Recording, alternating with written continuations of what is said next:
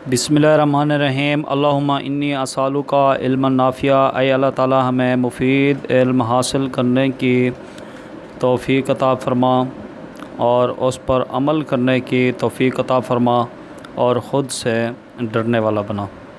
अज़ीज़ तलबा, पिछले लेक्चर में हमने पढ़ा था कि सेंट्रल नर्वस सिस्टम किन सिस्टम पर मुश्तमिल होता है और दिमाग और दिमाग के हिस्सों के नाम पढ़े थे। तो आज हम पढ़ेंगे दिमाग के पहले हिस्से के बारे में। तो दिमाग के 3 हिस्से थे, दोहरा लेते हैं इसको। नंबर 1 फोर ब्रेन था, नंबर 2 मिड ब्रेन और नंबर 3 हाइंड ब्रेन। तो आज हम पढ़ेंगे फोर ब्रेन के बारे में। अज़ीज़ तलबा, फोर ब्रेन दिमाग का सबसे बड़ा हिस्सा है। इसके 3 अहम हिस्से सेरिब्रम, थैलामस और हाइपोथैलेमस हैं। अब हम पढ़ते हैं जी इन हिस्सों के काम। सेरिब्रम दिमाग का सबसे ऊपर वाला और सबसे बड़ा हिस्सा है।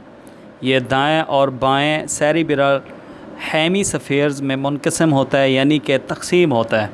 और सेरिब्रम जो है बहुत से जिस्मानी अफ़ाल मसलन सोचना, महसूस करना, देखना, सुनना, बोलना, जज्बात, तसव्वुरात, यादाश्त, फ़ैसला करने की सलाहियत वगैरह को कंट्रोल करता है।